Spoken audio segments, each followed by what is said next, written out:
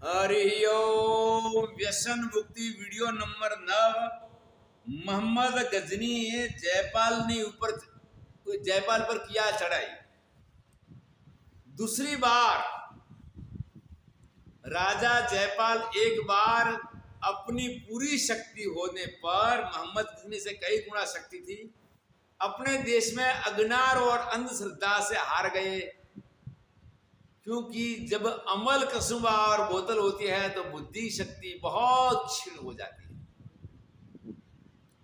देखो ये अमल कसुबा और बोतल का प्रभाव,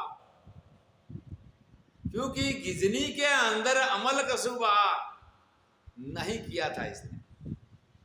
अमल मिला तो केवल युद्ध के समय में इसका उपयोग किया, व्यसन नहीं बनने दिया।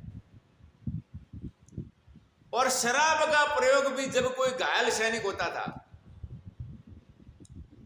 जब बर्दाश्त नहीं कर पाता था, इसको सिलाई करने के अंदर, घाव को सिलने के लिए सुई से सिलाई किया जाता था, हड्डी को जोड़ना बड़ा दर्द होता था, इसी टाइम औषध में इसका प्रयोग करता था, व्यसन के रूप में नहीं। और इस्लाम धर्म के अंदर दारू शराब को बहुत गंदा माना है। ये मानते हैं कि जो शराब पीता है तो मरने के बाद, जब कयामत के बाद इसको वहाँ कर्मों का हिसाब देना पड़ता है, तब बहुत आखिरी सजा दी जाती है। मोहम्मद ने कहा कि मोहम्मद गजनी ने विचार किया कि ये तो अच्छी बात है, तो दोबारा भी जयपाल के ऊपर चढ़ाई किया। इतना हारने के बाद दुर्भाग्य की बात है कि हमारे धर्म गुरुओं ने कभी ये नहीं बताया कि राजा ये चीज में इतना भयंकर नुकसान है। दूसरी बात तो दूर रह गई, आज से 55 साल पहले मेरी छोटी उम्र में धर्म गुरुओं को अधिक मात्रा में अमल खाते मैंने देखा। उनको ये था कि ये तो बहुत अच्छी बुद्धि बढ़ाने वाली चीज है, ब्रह्मचर्य को बढ़ाएगी, ज्ञान को बढ़ाएगी, और वो भी खाने लगे और सभी लोग बड़े प्रेम से उनको देने लगे। अब आगे अमल कसुबा क्या करता है और राजा जयपाल की क्या हालत होती है, पंजाब के राजा जयपाल, ये अब आगे वीडियो में देखिए। राजा जयपाल पर दोबारा चढ़ाई किया। जयपाल इस टाइम हार गया, क्योंकि इस पहली बार चढ़ाई करने पर वह अज्ञान से वो लोगों ने हार स्वीकार के काफी धन दिया, इसी शक्ति से इसने काफी फौज बनाया। दोबारा जयपाल हार गया। हारने के बाद उसको ऐसा लगा कि अरे भगवान, इससे तो मरना अच्छा है। मैं इतनी मेरी कीर्ति, इतनी प्रतिष्ठा, इतना मेरा वैभव, अब मोहम्मद गजनी का बंदी बनना है, इसे मेरे लिए मरना बढ़िया है। और राजा जयपाल ने जिंदा चिता जलाई। जो राजमाता ने जोहार किया, तो ये प्रथम जोहार है पुरुष का। राजस्थान के अंदर राजमाताओं ने जो जोहार किया है, और छोटी बच्चियों को भी साथ में लिया है, अग्नि के हवाला किया है। ये सब सारी स्त्री शक्ति, मातृशक्ति का जोहार है। पुरुषों ने जोहार नहीं किया, पुरुष का प्रथम जोहार है राजा जयपाल का। बाद में अत्यंत दुखी होने के बाद राजा जयपाल ने खुद अपनी चिता जलाई, और चिता के अंदर बैठ के राजा जयपाल ने शरीर का त्याग किया। वाह जी वाह, तंग जैसल मेरी जटियारो, अमल मालवी बटियारो। क्या अमल का स्वाद, क्या अमल के गुण, और क्या अमल का लाभ। बाहर एक पहाड़ी से आया था मोहम्मद गजनी, दासी पुत्र। कहां एक दासी पुत्र मोहम्मद गजनी, और कहां कुलिंद राजा जयपाल पंजाब के। एक और वहां इसको पूरी आजीविका भी नहीं थी, और वो लोगों ने विदेश से आकर हमारा ऊपर आक्रमण करके बहुत नुकसान पहुंचाया। वहां से मोहम्मद गजनी विजय प्राप्त करके बहुत धन को लूटा। धन लूटने के बाद में हमारी रूपवती और यौवनवती बेटियों को उठा के ले गया, कुछ पुरुषों को उठा कर ले गया, वहां उसकी बिक्री किया। और बेटियों की दुर्दशा के बारे में हमारा से इसका वर्णन करना संभव नहीं है, लेकिन ये समझ लिए कि इन बेटियों को जिंदा नरक की यातना दिया है। अनेक पुरुषों के साथ उनका नरक व्यवहार किया है। अब ये मोहम्मद गजनी का दूसरा युद्ध है। 13 बार भारत को लूटा है। अब हम आते हैं तीसरी बार मोहम्मद गजनी ने क्या किया। तो तीसरी बार ईस्वी सन 104 में मोहम्मद गजनी ने भारत पर आक्रमण की शुरुआत किया है। ईस्वी सन 1001 से फिर दोबारा जयपाल जब हारा है, इसके अंदर साल निर्धारित नहीं है। यहाँ पर तीसरी बार का युद्ध के अंदर 4 साल के बाद में ईस्वी सन 1004 में मोहम्मद गजनी ने जैसलमेर पर चढ़ाई किया है। और हमारे सामने एक स्वामी जी महाराज बैठे हैं जो जैसलमेर के बारे में कुछ वर्णन मारवाड़ी भाषा में जानते हैं। भले चढ़ायो भाटियो जोने जैसलमेर, जानते हो पूरा? भले चढ़ायो भाटिये जाने जैसलमेर में, पूरा नहीं जानता हूं। जैसलमेर का राजा भाटी, और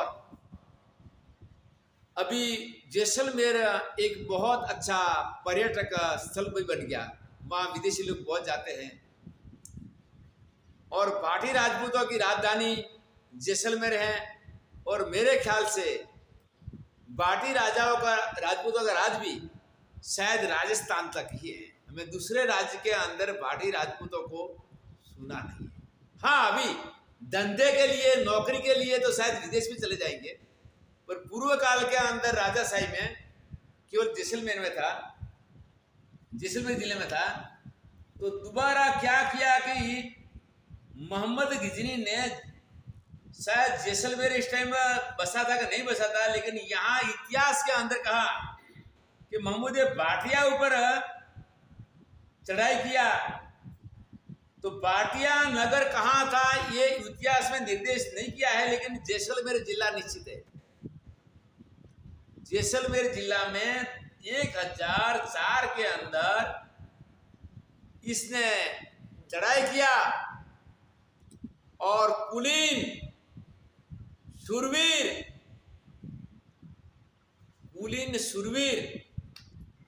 और युद्ध के अंदर दुश्मनों के सामने कभी पीछे हटने करने वाले हमारे वीर राजपूत भाटी राजपूतों ने इसका सामना किया। किसका?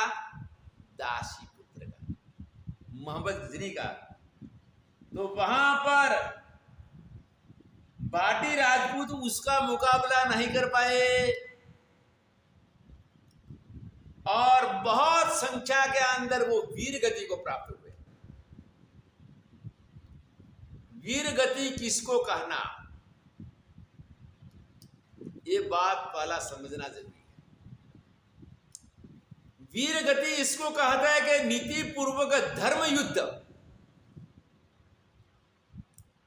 धर्म के लिए, संस्कृति के लिए, कुलीनता के लिए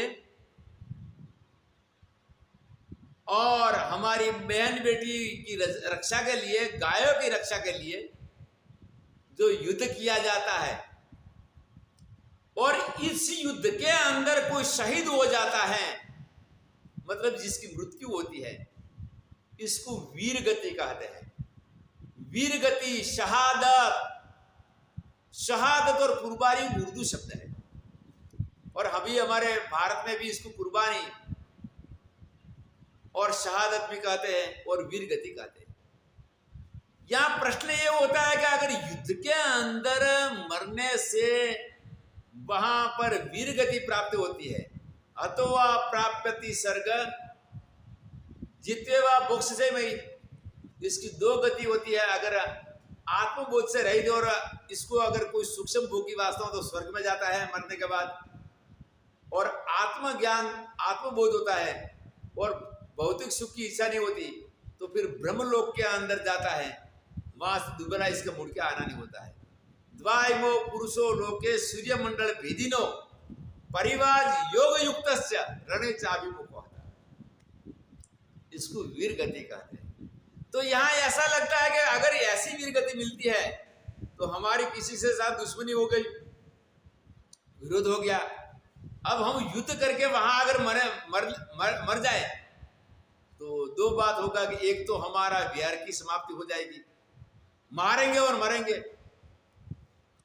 एक हमारा व्यर्थ की वासना शांत हो जाएगी और मरने के बाद दोबारा हमें पृथ्वी पर नहीं आना होगा।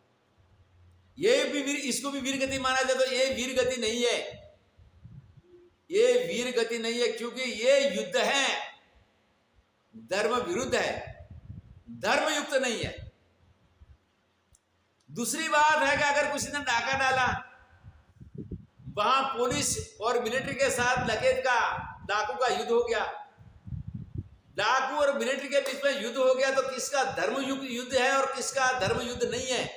तो पुलिस मिलिट्री का देश की रक्षा के लिए धर्म युद्ध है, अगर वो मारा जाएगा तो वो उसकी वीर गति मानी जाएगी, और डाकू मारा जाएगा वीर गति नहीं मानी जाएगी। युद्ध है, युद्ध में मारना मरना दोनों का होता है, या तो डाकू का या फिर पुलिस मिलिट्री का। डाकू मारेगा वीर गति नहीं मानी जाएगी, किसी का खून करने के बाद पुलिस की गोली से या किसी के शस्त्रों से वहां पर मारा जाएगा, वीर गति नहीं मानी जाएगी, इसकी सदगति नहीं है। इस युद्ध में मरने से पहले इस बात का विचार किया जाए कि वीर गति की उसको कहते हैं। हमारे भारत के अंदर 1944 से अभी तक करीबन 24,000 वहां पर देशभक्तों ने देश के लिए अपना बलिदान दिया, जिनका नाम दिल्ली में लिखा हुआ है, इसको वीर गति कहते हैं। यहाँ वीर गति प्राप्त हुए, वीर गति प्राप्त हुआ और इसके अंदर भी लूटने में कोई कमी नहीं रखी है। मंदिरों को तोड़ा है, मंदिरों को तोड़ा और बहुत सारे स्त्री पुरुषों की निर्दोष कत्ल किया। जैसे कोई सामने आया बस मार दो, काट दो। यहां भी एक प्रश्न होता है कि उन लोगों के 4 हाथ नहीं थे और उनका शरीर बुलेट प्रूफ का नहीं था, लेकिन हमारी मानसिक ग्रंथि ये थी कि बस कोई आए तो हाथ जोड़ के खड़े हो जाओ। अरे लातों के देव कभी बातों से नहीं मानते। इन दुष्टों का अगर प्रतिकार करने के लिए घर के अंदर सब्जी अमनिया करने वाला चक्कू तो था, अरे खेत में काम करने वाला लकड़ी तोड़ने की कुल्हाड़ी तो थी, खेती के औजार तो थे। प्रतिकार के लिए घर में आते अगर इन दुश्मनों को एक एक व्यक्ति ने 3-3, 4 मारे होते हैं तो भी ये अत्याचार नहीं होता। लेकिन यही किया, हे भगवान दया करो माफ करो, दया करो माफ करो, वैसे ज्यादा उत्तेजित हुए। और एक मान्यता यह है कि राजपूत को छोड़ के कोई युद्ध नहीं कर सकता, ये हमारा सबसे बड़ा पराजय का कारण है। अब यहां पर ये अमल कसुबा और बाटली से हमारे कुलीन ठिकानेदार शूरवीर राजपूत एक दासी पुत्र के सामने नहीं टिक पाया। प्रथम दासी पुत्र चंद्रगुप्त मौर्य, दूसरा दासी पुत्र मोहम्मद गिजनी। अब आगे हमारी ये दुर्दशा किससे हुआ? तंग जैसल मेरी जटियारो अमल मालवी बटियर, ये अमल का प्रभाव है। इसके बाद मोहम्मद गिजनी ने चौथी बार 1005 और 6 के अंदर मुल्तान के ऊपर चढ़ाई किया। मुल्तान अभी पाकिस्तान में है। पहला सारा एरिया अफगानिस्तान, पाकिस्तान, संयुक्त हिंदुस्तान था। तो मुल्तान के ऊपर चढ़ाई करी मुल्तान के ऊपर चढ़े तो वहां पर करामती संप्रदाय के मानने वाले मुसलमान राज करते थे।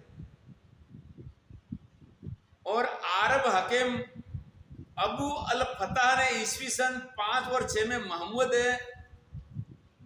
बहुत भारी पराजय दिया, और पराजय देके वो आगे बढ़ने लगा। तो इसी टाइम क्या हुआ कि गिजनी के ऊपर दूसरा एक मुसलमान बादशाह ने आक्रमण किया। गजनी ऊपर इलाका खान नाम का एक बादशाह था। एक और इसने चढ़ाई किया तो इसने दूसरी ओर चढ़ाई किया। उसको समाचार मिला कि एक आप लूटने के लिए जा रहे हैं, अपनी सीमा बढ़ाने के लिए, आपका है वो भी चला जाएगा। अब इलाका खान ने चढ़ाई किया तो अपना गजनी को बचाने के लिए फिर वापस चला गया। वापस जाके फिर इला खान का वहां पर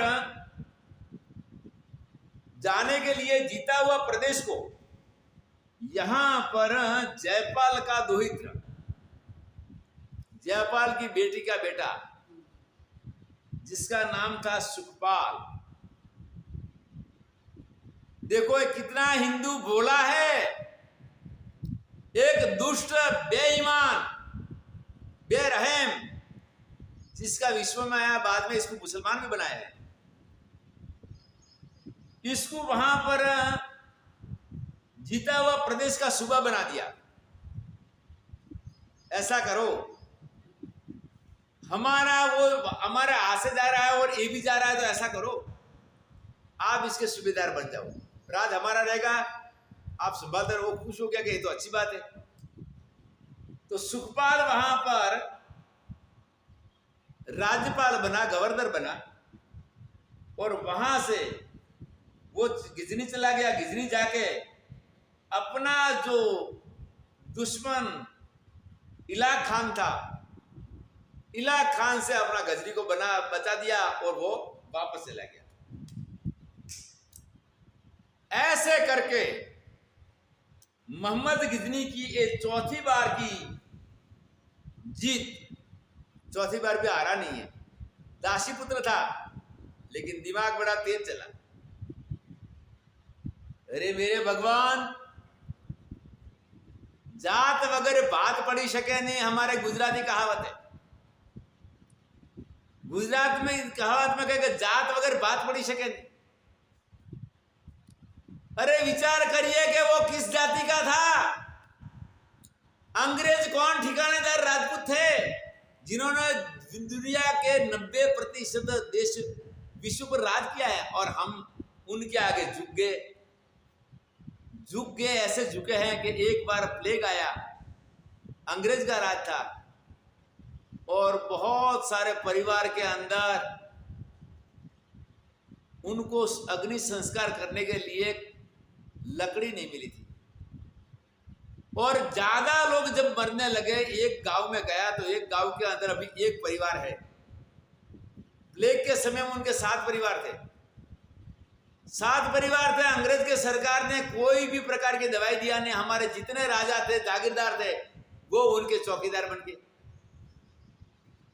कई लोग अभी कहते हैं कि लोकशाही में हम आगे बढ़े और राजाशाही के अंदर उन्होंने बहुत त्रास दिया। ऐसा उनके ऊपर आक्षेप न लगाए, क्योंकि 500 साल से हम परतंत्र थे। पहले मुसलमानों ने उनको बस में करके उनके चौकीदार बना दिए। हुक्म मुसलमानों का चलता था, तो उन्होंने इसको मुसलमानों का हुक्म मान्य करके उन्हें राज किया। वो केवल चौकीदार बन गए।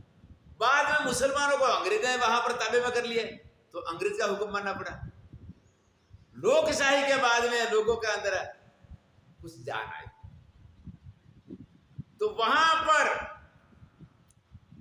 कफन के लिए नया कपड़ा कहां लाएंगे? एक तो वहां बार बार मर रहे हैं, एक को संस्कार करने के लिए लकड़ी मिला रहे। ऐसा करो भाई, दफन करो, तो कफन कहां से लाना? ऐसा करो जो है वैसी के साथ इसको विदा किया जाए। इसी कपड़े में इसको विदा किया। रोने के लिए गला घुट गया, गला भी बैठ गया। कितना रोया जाए। ऐसी हालत इसीलिए कि हमारे विदेशी शासकों ने, मुसलमानों ने जजिया वीरा लगाया, वो आगे आएगा। अंग्रेज ने भी त्रास दिया और हमारा गुण शिकार बने हैं तो अमल कसुंबा और बोतल, और संतों की बुद्धि को आगे नहीं बढ़ने दिया है तो बांग और गांजा ने। बांग और गांजा का नशा को संतों ने अच्छा माना, जो बुद्धि से आगे कोई विचार नहीं कर पाए, न राजनीति शास्त्र का, धर्मशास्त्र का। और ऐसे अगर राजनीति शास्त्र का जो पढ़ते, संतों में अमल कसुबा भी आने लगा, लेकिन बांग और गांजा तो मुख्य था। यही है हमारा दुष्परिणाम।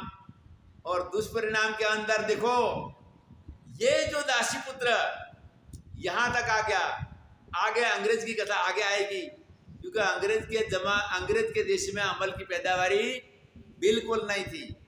यही है तंग जैसल मेरी झटियारो, अमल मालवी बटियरो। मेरे भगवान, आप जो अमल खा रहे हैं, अगर आपका कल्याण चाहे तो छोड़ दीजिए। मैं हाथ जोड़ के विनती कर रहा हूं, नहीं छूट पाता है तो कम करिए। अगर ये कम करने के बाद भी दूसरे को मत सिखाइए, दूसरे को आग्रह मत करिए, क्योंकि इतनी नुकसानदायक चीज को अगर दूसरा लेना भी चाहे तो मना करता कि ये भाई, हमने तो हमारा जीवन को, हमारा शरीर को नष्ट कर रहे हैं, लेकिन तू अपना शरीर को बचा दे।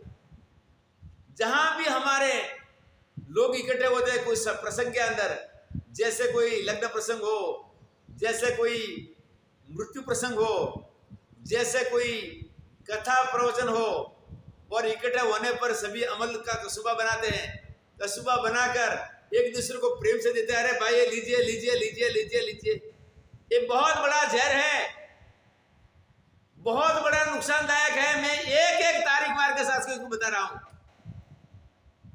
इसीलिए बता रहा हूं कि मैंने आज दिन तक काशी के अंदर पढ़ाई किया, मेरी साधना अभ्यास किया, लेकिन देश और संस्कृति के लिए भी जो हमें नुकसान पहुंचा हो रहा है, इसका भी सभी लोगों तक संदेश के लिए मैं वीडियो बना रहा हूं। और आज के साधनों के द्वारा नुकसान और लाभ दोनों है। ये मोबाइल के द्वारा कई नुकसान भी कई लोगों ने पाया, तो साथ लाभ भी हो रहा है। अगर आप इस चैनल को, जहां भी जो लोग परिचित अपरिचित को सब्सक्राइब करते रहोगे और भेजते रहोगे, तो आप लोग भावी पीढ़ी को, नई पीढ़ी को पूर्ण सुरक्षित कर पाओगे। और वैसे वर्तमान के अंदर गुजरात में आके आनंद जिला में देखिए, आनंद जिला, खेड़ा जिला, अहमदाबाद, वडोदरा, वहां के लोग अमल नहीं खाया, अमल नहीं खाने तो पूरे विश्व में फैल गए। और विदेश में जाने के लिए उनके पास में धन नहीं था, वो उद्योगपति नहीं थे, बड़ी मुश्किल से केवल किराया लेके गए थे और वहां जाके उद्योगपति बन गए। यही है वर्तमान के अंदर नशा न करने का लाभ और नशा करने का नुकसान। पहला भी था, आज भी है, और जो आगे करेंगे तो इसका भी नुकसान ही है, कोई लाभ नहीं है। इसके साथ हम व्यसन मुक्ति का आगे वाला वीडियो फिर बनाएंगे।